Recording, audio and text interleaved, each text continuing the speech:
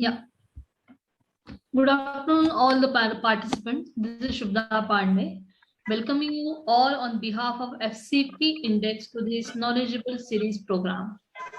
This is one of the initiatives by FCP Index to share the experience and knowledge of the industry experts with our associates who are working in the field of fluid conveyance products. Before the start of the session, I would like to invite Mr. Anup Pillai, sir, founder of FCP Index, to appraise about the vision and the mission of FCP Index. Over to you, Anup sir. Yeah, thank you, Shubha madam. Just I quickly I'll just try to go through a few slides of FCP Index so that everyone will just know about what exactly is FCP Index. It's first of all, I'd like to request everyone to mute your mobiles for voice calls so that for a smooth and interactive session. And I'd like to tell everyone that we don't endorse any particular brand or manufacturer. We represent fluid conveyance as a whole community. Again, team FCP Index welcome you all to an expansive and well-tuned conscious support engine for fluid conveyance product industry, tailor-made to suit Indian subcontinent. So it's a platform where we say FCP Forum, coming together, staying together, and growing together.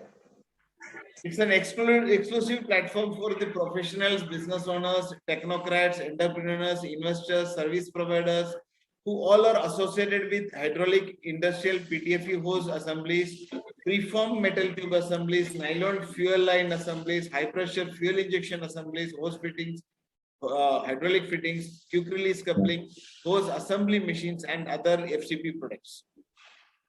Now, this is a FCP forum what we initiated about since last couple of, say, from December onwards. Knowledge sharing series wherein we can enhance the knowledge of FCP forum members. It is being conducted every second and fourth Saturday of the month. FCP forum will conduct technical webinars by the industry expert on various topics pertaining to fluid conveyance industry, like hose assemblies, tube assemblies, and related machines and etc. Now, key objective is to uplift the hose tube assemblers from growing marginal player to global player, providing them assistance on informations and benefits of quality products and system that meets international specifications. These all are beneficial for making most durable products and assemblies to meet stringent requirements of customers. Now, what we do for the FCP community. Now, assessment related assessment of facilities, support on selection of machines, then operator training, technical assistance on drawings, then drafting, implementing of, and many parameters what you've seen on the screen. Now, again, we are coming up with a support for our patrons, that is clear the stockpile. We will discuss one-to-one about all these things. Latest methods and techniques on hose and tube assemblies. Then we are coming up with FCP times. Then e-procurement of tenders. We'll give the information on tenders. Then global survey reports on hose assemblies and related products. The ultimate aim is to connect the unconnected. That is about the there are about 22,500 hose tube assemblers across pan India. Then about 240 hydraulic fitting manufacturers, and all whatever this connecting both side of these people, and more things. Now I'll again this is our contact details. You can write to us, you can call us anytime. Over to you, Shubha madam. This thing is over. Thank you, Anup sir. Now I would like to introduce speaker of today's technical webinar, Mr. Nikhil Borake. Mr. Borake is having master's degree in mechanical engineering with a specialization in design. He is having postgraduate in piping design and engineering. He is a certified internal auditor for IRIS and AS 9100D. He is having more than 11 years of experience in pipe fitting, instrumentation fittings, and hydraulic tube fitting for a pressure range up to 60,000 psi. His experience included design and deployment of hydraulic fittings like double ferrule fittings, single ferrule fittings, hose assemblies, clamps, valves, its product life and reliability, availability, maintainability, and safety. Now, I will request Mr. Borake to start today's session, which is on various threads and profiles in hydraulic fittings. We will have a question and answer session at the end of the program. You can write your questions in the chat box. Thanks and have a great session ahead. Over to you, Nikhil sir.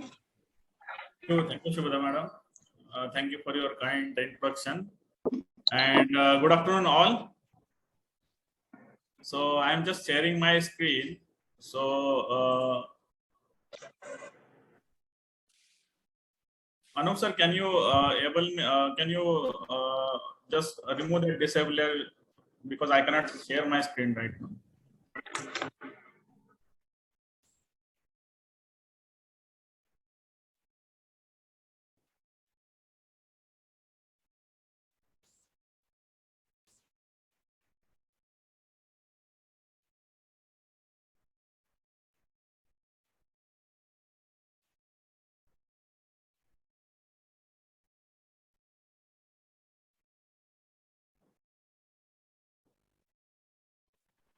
Please bear with me for a minute, please. Okay.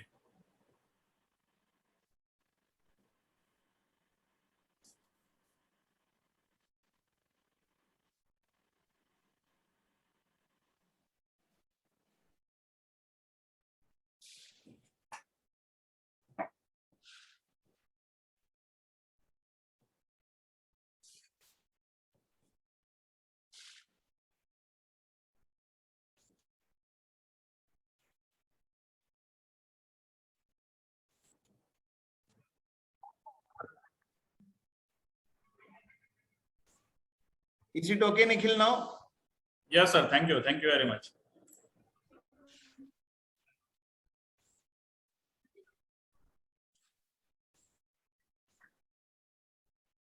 Okay. So just as per the introduction, we are here to have a knowledge sharing series on hydraulic fittings. So myself, Nikhil Borake, I am handling design and development in High-Tech Engineers Private Limited. So we will good to go now. Okay. So basically, everyone knows some kinds of information on threads. So basically, what is threads? It is just a, we can say, machining process which converts the rotary motion into a linear motion. So when we apply torque to any fitting, that torque is getting converted into a linear force. So that is a basic function of any kind of thread. So be it of any type, tapered, parallel. So basic function of thread is to convert rotary motion into linear motion. So again, that the second function is like it prevents the linear motion without any corresponding rotation. So in the threads, there are two types. We can say right screw threads and left hand screw threads. Right hand screw threads means what? When we rotate any nut or thread in a clockwise direction, the thread got tightened. So the major industry follows the right hand screw threads. There are different classes in the thread based on the stability, play, and the friction. We can say class 1, 2, and 3. 1 means a very loose type of fit, and 3 means a very tight fit. So again, their classification as external threads and internal threads. They are tied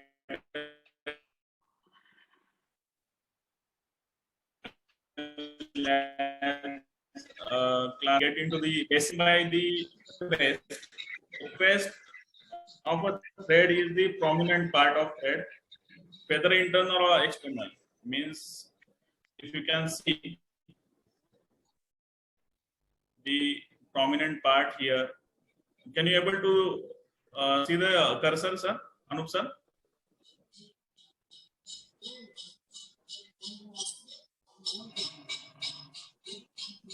Nikhil, Yeah, I can see the cursor. Go ahead, please. Pardon, go ahead, what are?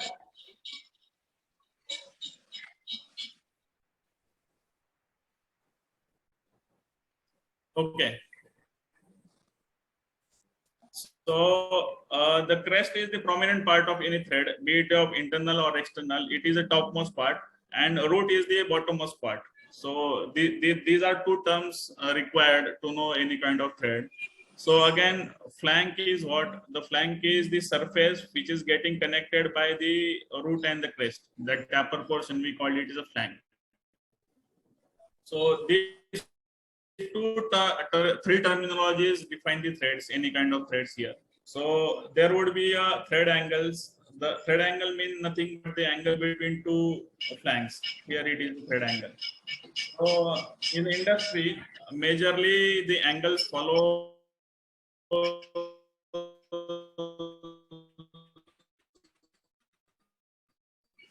are 55° and the 60°. So we can see there are two angles in the most popular in the British, or we can say Commonwealth, and later the British Standard 5 thread. And there are some threads which use the flank angle as 60°. Those are typically NPT threads, we can say. And NPT threads majorly is followed by the US countries and other allied countries. So what is the major diameter here? The major diameter is the diameter connected by the cylindrical portion, which connects all crests. We can see it is the maximum diameter available in the thread. And same as the minor diameter is nothing but the diameter connecting the all roots of the threads. So again, the pitch is the, we can say the distance between two consecutive threads. This is called as a pitch. So these are the basic terminologies. So we will move up on the what are the types and the further threads. So the first and most critical type of thread in the is called as a NPTF. It is nothing but the National Pipe Tapered Fuel. So again, we can see there are a lot of terminologies here. The angle between the two flanks is 60°. Then if this is the axis of thread, then the taper, we call it as 1°47 minutes is the taper for the NPTF threads. So these are basically taper threads. So how this NPTF threads works is we can say the crest and root are getting crest in the internal and external allowances. When we say the maximum material condition here, when we have a sharpest crest and the flattest root, then there will be interference between these two threads. So that interference mechanically get deformed when we tighten those threads. So when we tighten those, due to those deformation, the sealing happens. So we call NPTF as a self-lubricating threads because no sealant is required here. Again, there are standards given by the ANSI to give the dimensioning, that is a B1.20.3. The size range for the NPTF thread is 1/16 inch to 3 inch, basically.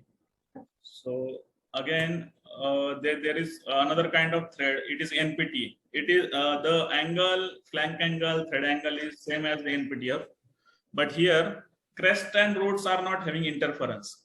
So basically, since they are not having interference as like a previous thread, here interference is seen.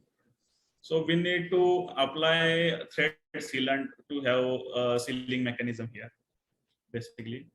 Again, many people wonder there are for the tapered threads there are some vanished threads due to chamfer on die. So that is feed dimension. It is shown over here. So basically, what happens? L5 plus 2p is your engagement. L1 is your hand tight length, and L5 and 2p is your engagement. So we don't worry about that to save material cost or to save we can say weight of the component. We can always use that P. So because engagements will happen in the portion in the length of L5 and 2P maximum. To give the dimensioning of NPT threads, NCP 1.20.1 is being followed. The next type of thread, which is more popular in India and the we can say Commonwealth countries, is BSP. It is a British standard pipe thread. Major difference is the flank angle, that is the angle between the two threads is 55 degree. Unlike NPT, it was 60 degree. Again, it comes in the internal and external type of threads. The terminology would be similar, but the dimensioning is a different. So we can say major diameter, minor diameter, pitch, height. The terminology is same, but the dimensions are different. So dimensions are given by the ISO 228 standard. Again, here the crest and roots are not having interference. We need to have a appropriate sealing compound to have a sealing, either sealing compound or secondary sealing, we can say. Those sealing types we are going to see in the upcoming slides. This is the parallel thread. It is standard pipe parallel thread, and next version it is a tapered thread. So again, if word tapered comes into the picture, then you would have a certain angle with respect to the axis of thread. Like in NPT tapered, we have 1 degree 47 minutes. So similar kind angle we are having in the BSPT thread. BSPT threads means the external thread would be tapered, but internal thread would be a parallel one, or internal thread would be a tapered one. Both ways BSPT can work, but in construction industries or railway industry, the external thread is parallel and the internal tapered. This combination are being used to have extra sealing, or say we can say at high pressure or vibration condition. This typical parallel combination are being followed. So again, here is a thread selection. Sorry. Okay. The type of thread is the UNF thread. So it is different than the BSP, NPT on the front that the major and minor diameter and pitch diameter is different. The flank angle is also different than the BSP thread. It is 60 degree.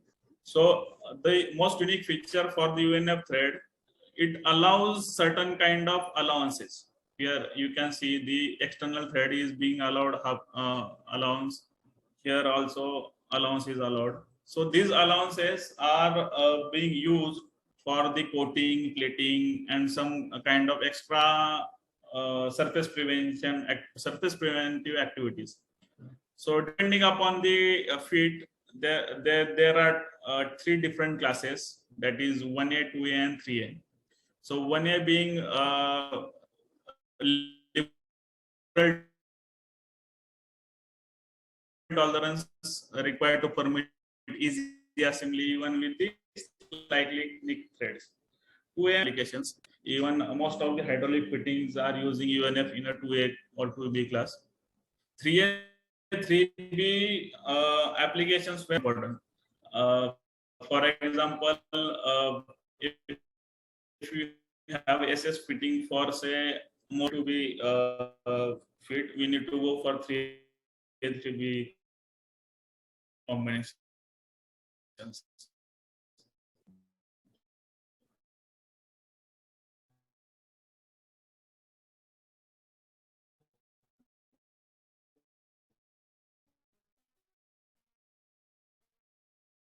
So in that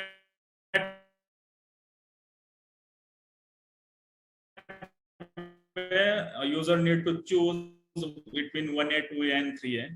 If it is a carbon states, just to allow the given by the UNF threads, all these dimensions are given by the typical ANSI standard, that is B1.1. So the rest of the nomenclature is similar, that is measured diameter. So again, this metric thread is having 60-degree angle. So what is the difference between metric and UNF? We can see. So UNF being the imperial dimensions, all inch dimensions are given in the UNF. In metric, all dimensions are given in the metric form. So that is a major difference. Then the major diameter, minor diameter also there is a certain difference, but the angle, thread angle is similar.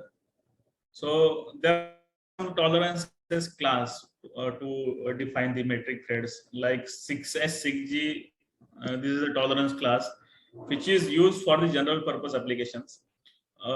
If class is not specified, then user follows the 6S, 6G tolerance class. If you want a closer fit, then we need to go for 6H, 5G, 6G combinations. So again, the standards for the metric are ISO 261 and 262. These are dimensional standards for each and every diameter and the pitch. So to conclude the thread, to manufacture thread, there are two ways one can manufacture. One is by going through as a rolling route, or one is as just to have a cutting the threads. So roll versus cut, there are certain advantages on the rolling front. We can see the grain structure here in the picture. So process of rolling is nothing, just the strengthens the thread profile. So as opposed to the disrupting natural structure integrity, means if you are cutting the threads, means we are directly cutting into the grain structure of this particular material. So again, rolling elongates grains by allowing it to flow in than one. And this also result in the compressive stresses at the root of the threads. Means very here, while the last and most important is it changes the mechanical properties by work hardening, due to which we would have increased wear resistance, increased fatigue resistance, enhanced shear tensile and yield strength. So this is particularly benefits from the roll threads instead of having cut threads. So as we finish with the threads, we will see what are the seating types, means how any hydraulic fittings are getting preferred as a sealing type, or we can say pressure sustaining capacity, how to achieve it. So first seating type is thread crest. In that, what happens, thread to thread engagement and sealing is there. So crest, root and plank are in contact. So whether it is taper external thread, taper internal thread, this is the combination, both are tapered. Either way, external is tapered, but the internal thread are parallel. Like we see in BSPT combination, this is the combination preferred by the construction and railway peoples. Then to have this combination, thread sealant is mandatory. Benefit of this combination is that wide temperature range are possible, because since no any soft seals are required, so we can have a temperature range based upon the base material. Some disadvantage of this kind of threads are since similar material are in contact, we could have a galling. Galling means we can say localized pressure welding. Once we tighten those threads, the limited life of make and break we can say, because any tapered thread, as we seen, the crest and roots are getting damaged somehow. So repeated make and break is a little bit questionable, depending upon the workmanship, it can vary. So NPT, BSK and BSPT can be sealed in these combinations. Moving into next seating type, this is the ED seal. So like we said, any thread is nothing but the engagement mechanically holding criteria and transferring rotary motion into linear motion. But to seal that particular connection, we need to have a secondary arrangement, secondary seal in one way or another. So for the BSPP or metric type threads here, we can see the ED seal is the one of the sealing criteria. Here the threads are torque driven engagement, nothing but. When we tighten these threads on the port side, that ED seal getting seated against this sealing surface. The both dimensions for the threaded stud and the threaded port are given by the ISO and BSPP connections like 974 and 1179. So the pressure range for this kind of connection is starting from 100 to 300 for L series, we can say light series, and for heavy series it can go up to 630 bar. So again, the temperature limitation is depend upon the ED seal material. So ED seal material drives the temperature condition here.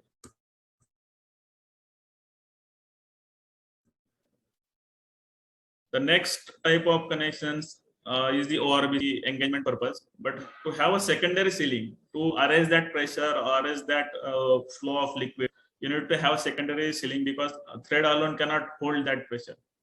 So in this type of ORB connection, O-ring and the conical sealing portion is there. So all these dimensions are given by the ISO 9974 and the 11926. Sorry. The ORB, we can say it is the name given by the straight thread O-ring boss, the ORB connection. It is a typical FPA. For the material front, this particular combination can be manufactured in carbon and carbon steel and ESS stainless steel both. And for O-ring front, we can use Bunai. Typical sealing happens that the O-ring is compressed in between the sealing surface. This is the one sealing surface, and we can say this is the O-ring too. So this is the sealing point in this particular combination, and threads are for the engagement purposes. So we have to apply certain torque and to have that kind of engagement. So the pressure range for this type of connection is optimal. We can say medium to high pressure up to 300 bar. We can go up to for the ORB connections. The modification in the ORB is the O-ring plus retaining ring. What happens to the O-ring when we tighten this particular end connection? The O-ring tends to elongate in the axis parallel to the fitting axis. Sorry, perpendicular to the fitting axis. To arrest that, we need to provide the retaining ring. So retaining ring, the function of the retaining ring is that over tightening of O-ring is prevented. Again, the O-ring life can be improved in the O-ring and retaining ring combinations. The dimensions again given by these two thread standard ISO 1179 and ISO 11926. This kind of combination is available in BSP and UNF. So metric, we need to have a different kind of combination. Another seating type is the copper washer seating. So instead of having say a soft seal, we can go for the copper washer. When we tighten and we try to create a seal, because the copper washer being used in this kind of application are annealed copper.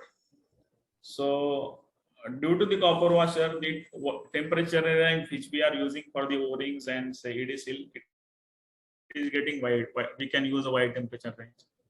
Again, copper washer hardens after tightening, so it is another benefit of this kind of sealing. The next one is the bonded seal. So instead of having metallic or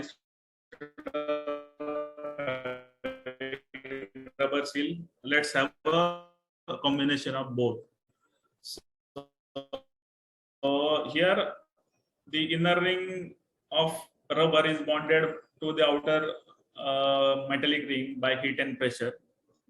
So benefits of O-ring retaining ring are here, that is over tightening and of O-ring damage is prevented. There are some disadvantages in the retaining ring like loose retaining ring, missing retaining ring. Those are addressed here. So we cannot have a loose retaining ring. It is the combination of metallic plus soft silk. The next one is the adjustable end. This is the seating type preferred for the adjusting the orientation of other end. Means if you have a elbow T, what happens in the assembly criteria, one just tightens the one end, but the orientation of other end is not as per the desired, we can say, side conditions. So just to rotate that other end, one has to loosen this lock nut, orient other end and tighten again. So people, it is called as a positionable end also. And this type of connection is available for all parallel thread connections.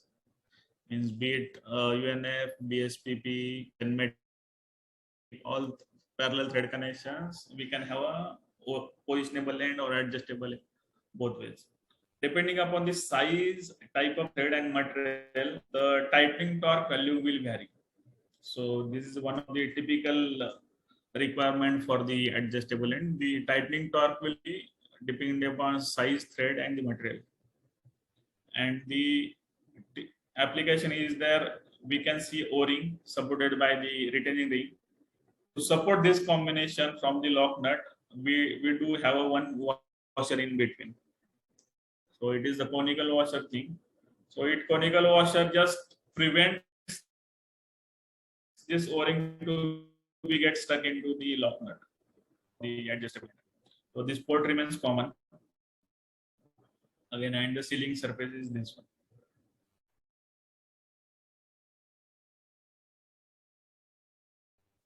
Moving to the next thread. So we have seen the types of thread, we have seen the types of seating. So let's have what are the sealing types available in the hydraulic fittings. So with the BSP thread, we do have a 60-degree cone arrangement. We call it a metal to metal 60-degree line contact. So the standard is BS 5200. Here it is what the BSP threads are there, 55-degree flank angle, and all these are there. But as we see, thread alone is not sufficient to have a pressure connection. We need to have secondary arrangement to pressure. So to do that, we need, and this cone angle will form metal to metal sealing in a line contact fashion. This is more popular in the European countries, and due to this swelling action, it is mostly attached to post adapters. We have swell connection, another about to have a 60-degree male connection, like this. So this typical combination is possible with BSP thread. With JIS thread, again there is a 60-degree inverted flare combination. We seen here as a internal 60-degree for the male thread, but here we can have external 60-degree for the male thread. So this is the basic difference between JIS and the BSPP 60-degree. Again, the angle between two threads is 55-degree, not a 60-degree unlike BSPP. Here sealing is the metal to metal 60-degree. Again, we can see the line contact. This is the 60-degree. Sorry, line contact here. Standard for this particular JIS connection is JIS B8363, most popular in Japan and allied countries.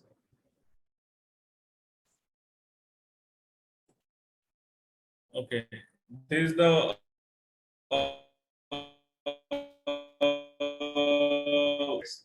we can have a NPTF external thread and NPTF internal threads. But NPSM also got assembled with the NPTF thread with respect to this internal 60-degree cone of NPTF and the external 60-degree of NPSM.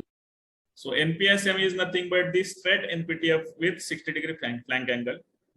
So swelling action is useful for the hose end, as we have seen earlier.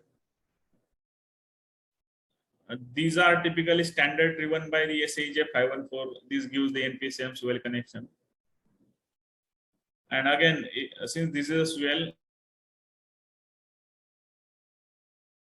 the hose adapters are getting preferred. The next one is the sealing with the UNF threading. So with the UNF, we can have a different possible combination. First is the 37-degree JIC. So typically, the UNF means 60-degree flank angle. Here it is. And just to support this engagement, we do have a mechanical sealing on 37-degree. This 37-degree and the internal 37-degree will form a metal-to-metal sealing in a line contact fashion. So since again it is a metal-to-metal sealing, the operating temperatures and media are wide. We can use a wide range of combinations. This combination can be used on inch as well as metric tubing. So the typical applications is in military, aerospace, and plumbing. So JIC can be used, but its adaptability of this connection is like that. Many hydraulic connections are followed by the JIC typical connections due to the non-availability of any soft seals. So moving to the next. Again, it is the sealing with the UNF thread, but when people are using 45 degrees instead of 37 degree, 45 degree can be used. It is also called as automotive or refrigeration type of fittings due to the 45 degree angle. And the dimensional criteria is given by the SAJ 512 and SAJ 513. So again, the UNF threads are for the engagement, and the metallic sealing is for to arrest the pressure.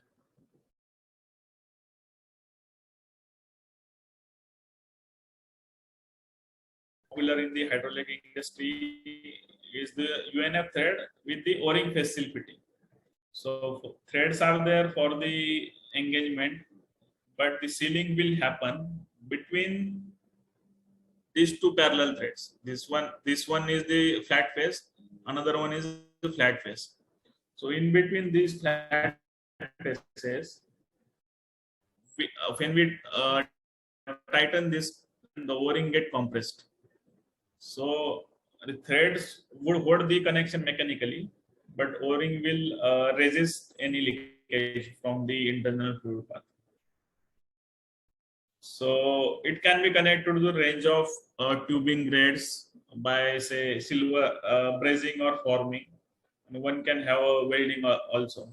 So one of the most followed tube connections, the temperature variations are not that much recommended. So one can go for the ORFS connection. The dimensions given by the standard, we can say SAE 1453. There are three parts for the 1453 and ISO 8434-3.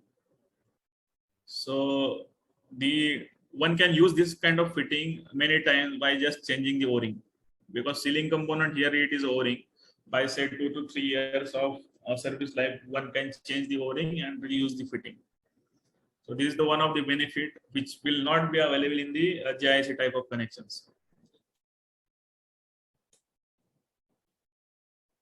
This is the Komatsu male 37-degree seating. What we can see, it is the JIC type, but they are using 60-degree flank angle threading, that is metric threading. JIC using the UNF threading, but they are using metric threading. So the working mechanism is similar. Threads are for engagement, and the sealing would be as on the 60-degree angle.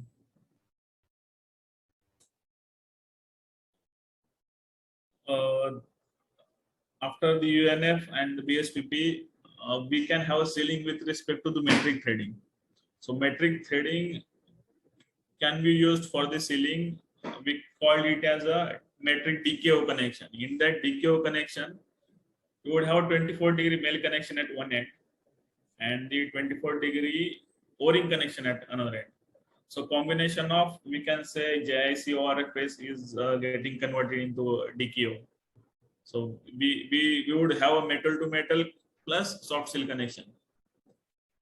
So in these combinations, we can reduce the tightening torque to the drastic level. So tightening torque required for JIC connection, other ferrule connections is very high as compared to this metric DKO fitting. So we can have repeat installations without any issues. Then the reliability of over tightening can be achieved because we do have stop collar here. If you can see the stop collar, this prevents the over tightening. So o-ring damage phenomena can be prevented by this stop collar. So this is the one of the most followed or we can say preferable connections in the European countries.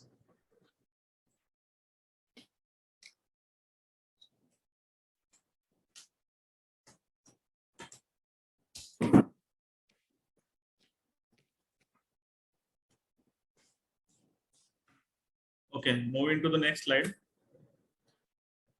Like a 24-degree DKO, the French millimetric series is there. So instead of having DKO connection, they are having the 24-degree metal to metal sealing. This end remains the same with the metric threading, but the internal threading changes. The second one is the French GAZ series.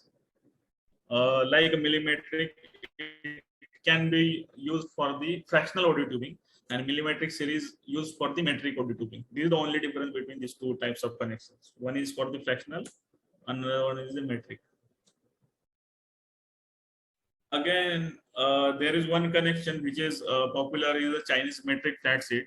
It is nothing but the ORFS fitting, but ORFS fitting uses metric threading.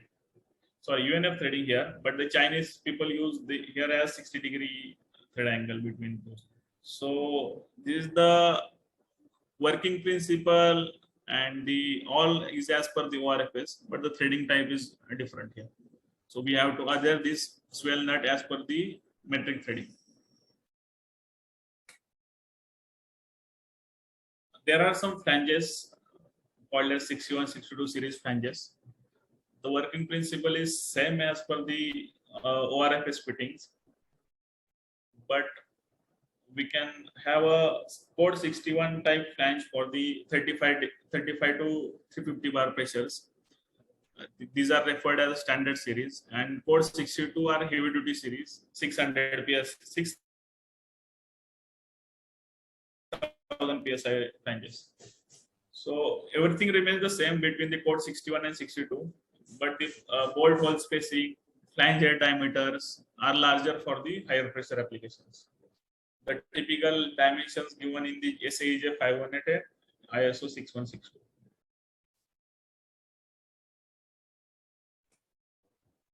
Okay, so that was about the sealing types and seating types. So the next topic is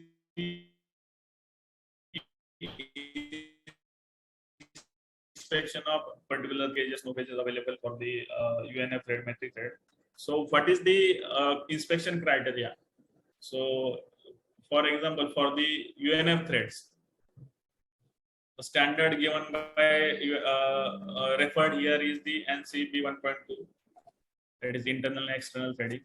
So what is the criteria?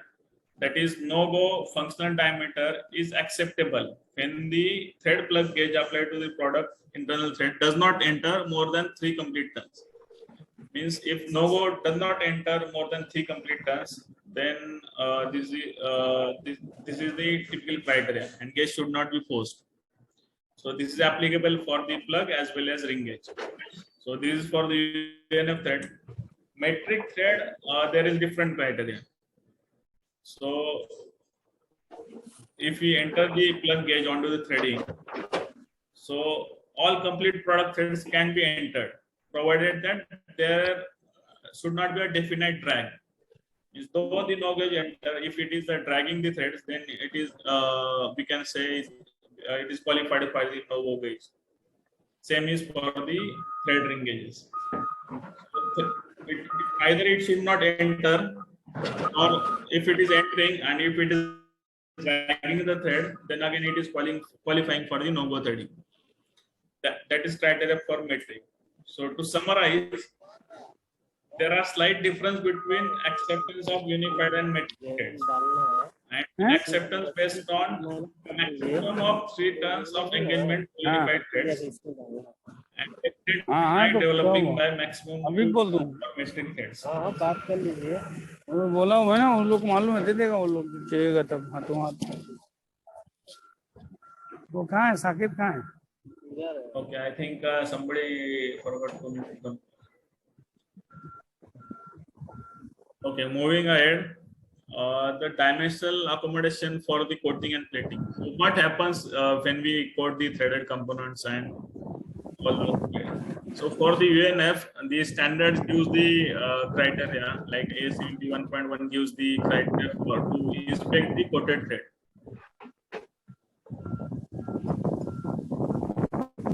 So one can use the class 2A external threads.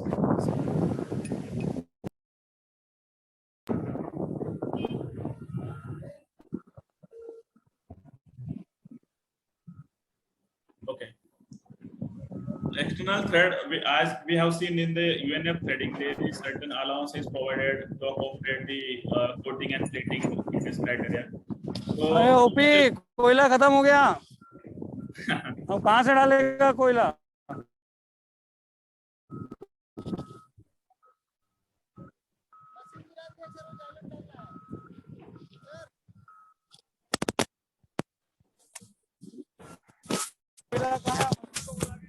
Shekhawat जी जरा mute कर लीजिए अपने आप को।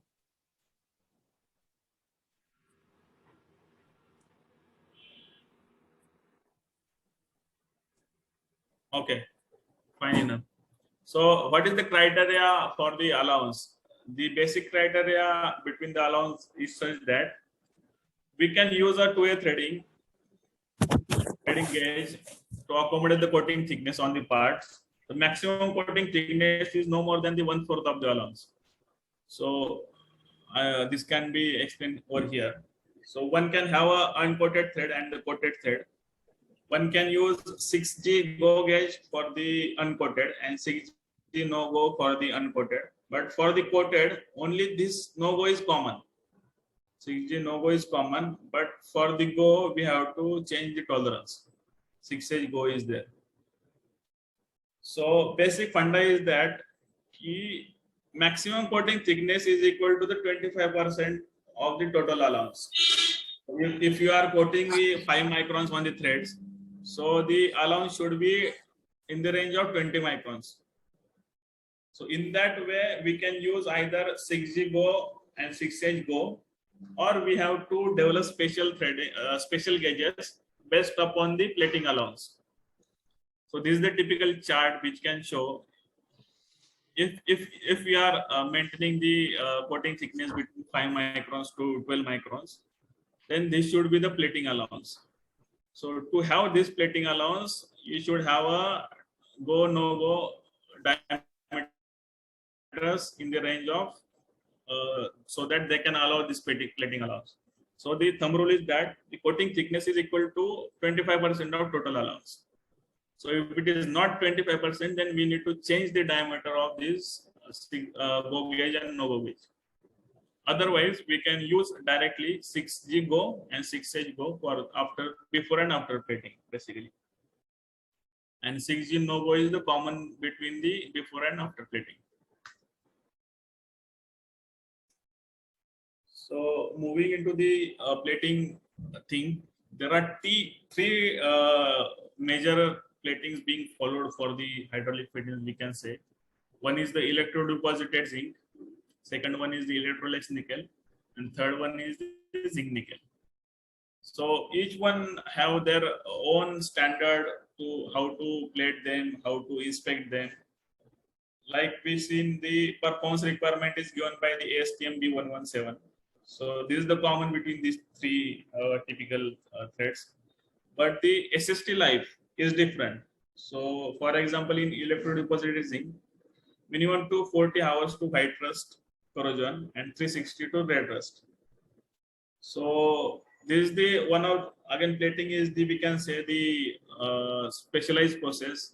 Organization it can vary, but this is the typical minimum requirement. So electrolysis nickel can have a 96 hours to red corrosion, and zinc nickel should have a 500 hours white and 1000 hours red rust. So typically, what is the plating? We will see in the next slides. So how does zinc stop the corrosion? We can see the zinc has the inherent ability to form a corrosion byproducts. So the layer of zinc can keep out the moisture significantly out from the corrosion process.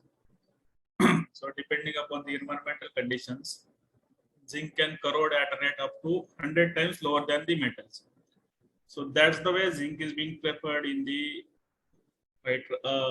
plating of the carbon steel components. So this is typically what is meant by white rust and what is meant by red rust. You might be all knowing. Again, we can see the zinc plating is we can say a recipe. It can vary organization to organization, but the basic the process which is being followed in the zinc plating is the first is the alkaline detergent solution cleaning. It will remove the oil, material and debris. Then after cleaning then there is acidic solution which will remove the rust and surface scales. After these two initial cleaning, one is alkaline detergent and the acidic cleaning, then actual zinc cleaning process will start. This is the DC current followed process, cathode anode type of combination you might have learned. This cathode anode type and DC current known as the electrodeposition of zinc. So one potential issue with the zinc plating is that if the hydrogen molecules come in contact with the bare metal, there are chances to hydrogen embrittlement. Hydrogen embrittlement will weaken the particular base metal. So to avoid that, baking of the object after plating will diffuse that hydrogen throughout the metal. So baking is also important in this zinc plating. So after the zinc plating, people called it as a passivation or chromate treatment, or we can say trivalent passivation, blue passivation. There are different words are there. So to enhance the corrosion properties of these zinc platings, user needs to do the post-plate chromate treatment.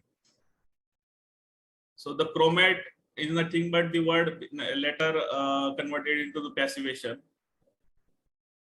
These are typically passivates and chromates are nothing but the used to coat the metal parts in order to provide a longer life for the part. So they can come into various color combinations like clear, blue, yellow, or black. Hexavalent chromates were once most commonly used chromates throughout the various industries. But due to the current RoHS limitations, they are currently banned and people are using trivalent passivations.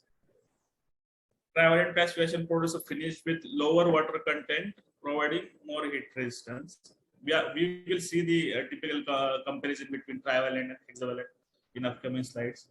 But this is the passivation which we can say after the zinc plating, it is important to enhance the further corrosion properties of the zinc plating. So there are depending upon the shade and the recipe and the we can say formulations, yellow, black, and clear and acid zinc. These are shades we can achieve. Each shade has their different salt spray life, their service life. So user need to select. Most of the hydraulic fittings follow clear or blue zinc platings. So depending upon the application, one has to go for the yellow, black, and acid. But we can say 70% people are now following clear or blue zinc platings. So in the plating again, trivalent zinc and hexavalent zinc is the we can say everyone is having and everyone has to choose between those two. But nowadays, this is the byproducts of the hexavalent zinc are more toxic and carcinogenic. It is majorly banned by the most of the organization and most of the countries also. So the basic difference was the ingredients used, the chromium sulfate being used in the trivalent, whereas chromium trioxide being used in the hexavalent. So costing wise, trivalent is little bit expensive as compared to the hexavalent. But the salt spray life, what we are achieving is the 96 hours to, we can say, 200 hours red corrosion. And with the hexavalent, one can achieve from 72 to 96. That is white to red. So salt spray life is also, we can say, superior in trivalent. So in high tech, we do have zinc nickel plating as an option to offer in many of the customers. Basically, zinc nickel is nothing but the 85% zinc and the 15% nickel. So depending upon the thickness, the plating thickness, the nickel percentage will vary. Means if you want to plate 8 micron of zinc nickel, then nickel percentage will be 16%, 12%. And if you want to plate a 14 micron layer, then nickel percentage will be 16%, something like that. So what is the benefit of this zinc nickel plating?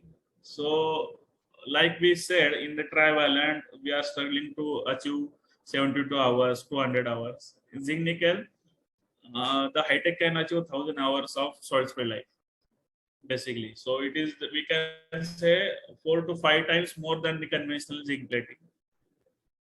So salt spray testing data, the testing standard is common ASTM B117, which will allow, and there are evidences that the red rust beyond 1000 hours of salt spray life are visible, but not below the 1000 hours.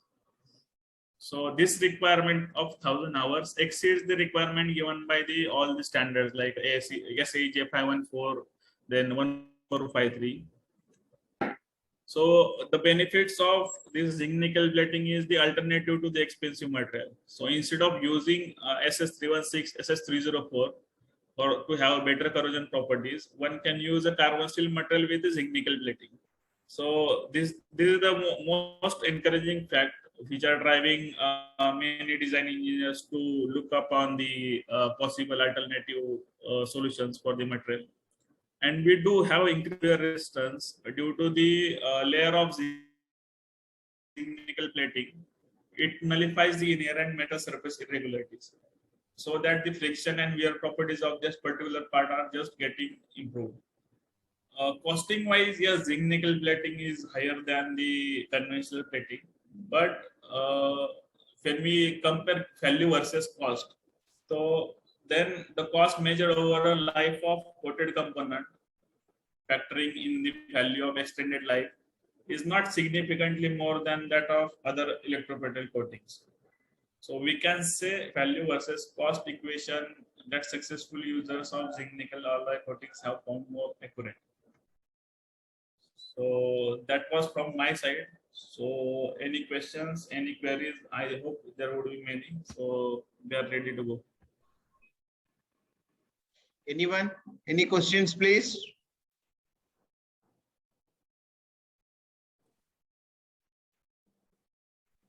Sir, can you please share me the study material? Pardon?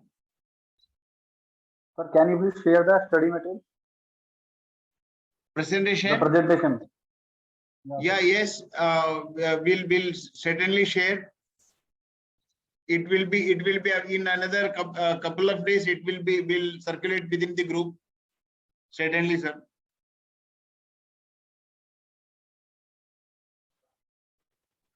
Sir, which kind of groups? Pardon? Which kind of groups? Our Can you fluid please share conveyance me group. by the link? Even you can drop the your contact details, sir. We'll post it to you, sir.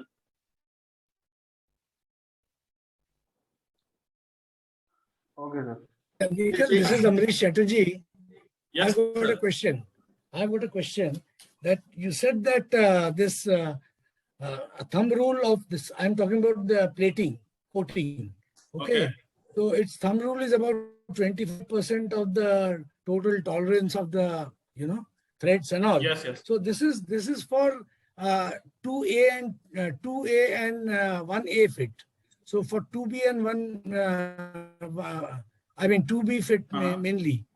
What would you suggest? 2A, 2B fit. It is the thumb rule is mainly for the 2A, 2B fit. Both for 2A and 2B fit, both. Yeah. 2A means external, 2B means internal thread.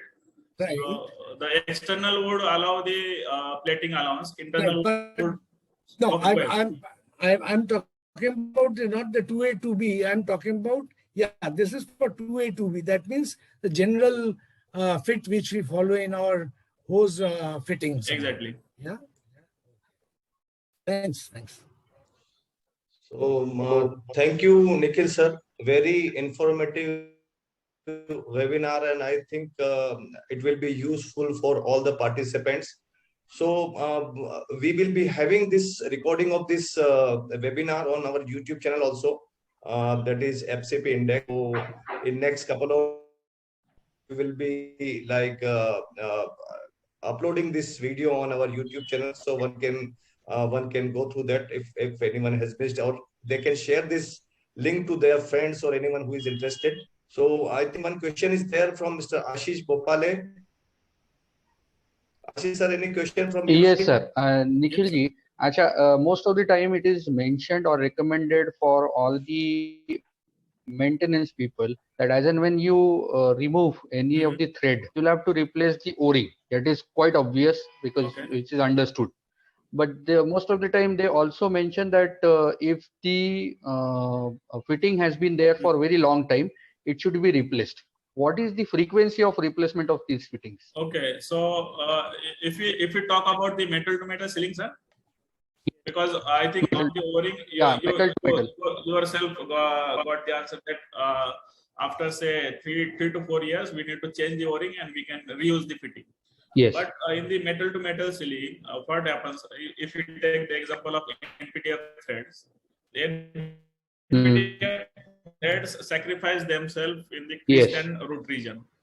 So depending upon the torque applied by the head operator, so that deformation happens.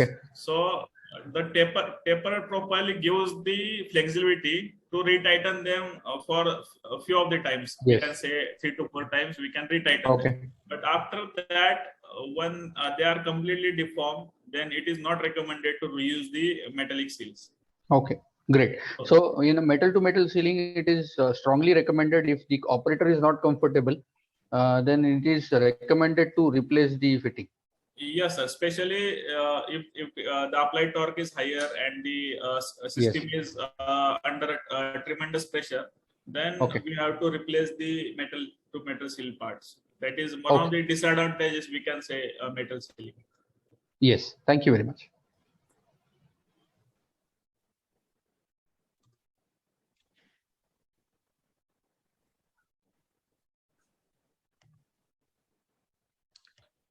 Any other query? Any other question?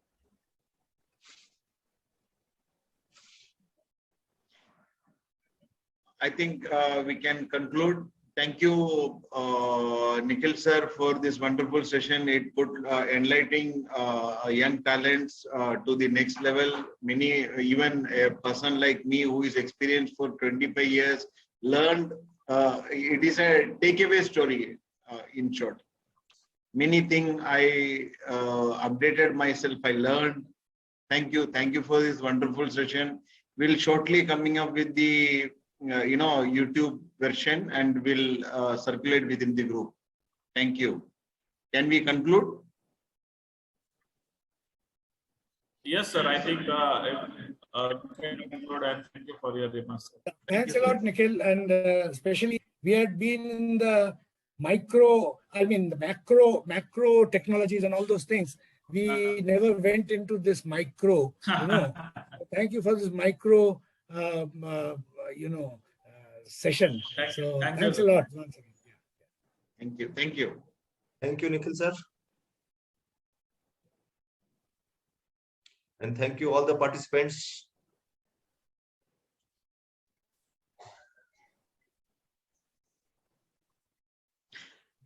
Raju sir, anything you want to add?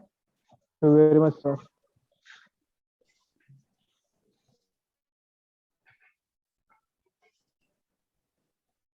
Unmute It was on yourself, mute. sir. Mute. Sorry. It was on mute. Yeah, tell me, sir. Yeah, you want to add anything?